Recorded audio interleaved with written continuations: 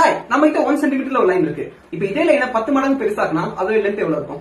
ரொம்ப simple, 10 centimetre. ஏன்னா 1 multiply by 10 centimetre. ஓகேங்களா? சோ இந்த சிம்பிளான கான்செப்ட நம்ம ரொம்ப கஷ்டமான விஷயங்களுக்கும் யூஸ் பண்ணலாம். ஃபார் எக்ஸாம்பிள், இந்த 1 சென்டிமீட்டர் லைனை வச்சு ஒரு சர்க்கிள் வரைஞ்சிக்கலாம், டயாமீட்டர். ஓகேங்களா?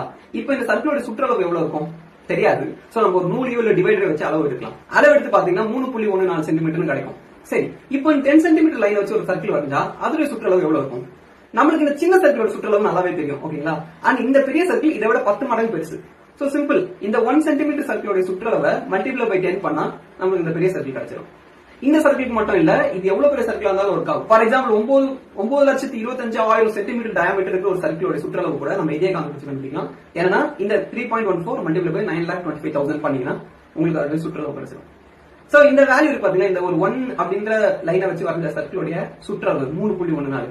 இது வந்து ரொம்ப ஸ்பெஷல். ஏன்னா இது எல்லா சர்க்கிளுக்கும் யூஸ் பண்ண முடியுது. சோ அதனால இதுக்கு வந்து ஒரு யூனிக்கான நேம் வச்சாங்க. அது பேர் தான் பை. சோ இதுதான் அந்த பைக்கான அர்த்தம். சோ இது போல நீங்க ரொம்ப காம்ப்ளெக்ஸான கான்செப்ட் நினைச்சிட்டு இருந்த விஷயங்களுக்கெல்லாம் ரொம்ப சிம்பிளான எக்ஸ்பிளனேஷன் தெரிஞ்சுக்க நம்மளோட ஏஎன்எஸ் சேனலை மறக்காம ஃபாலோ பண்ணுங்க.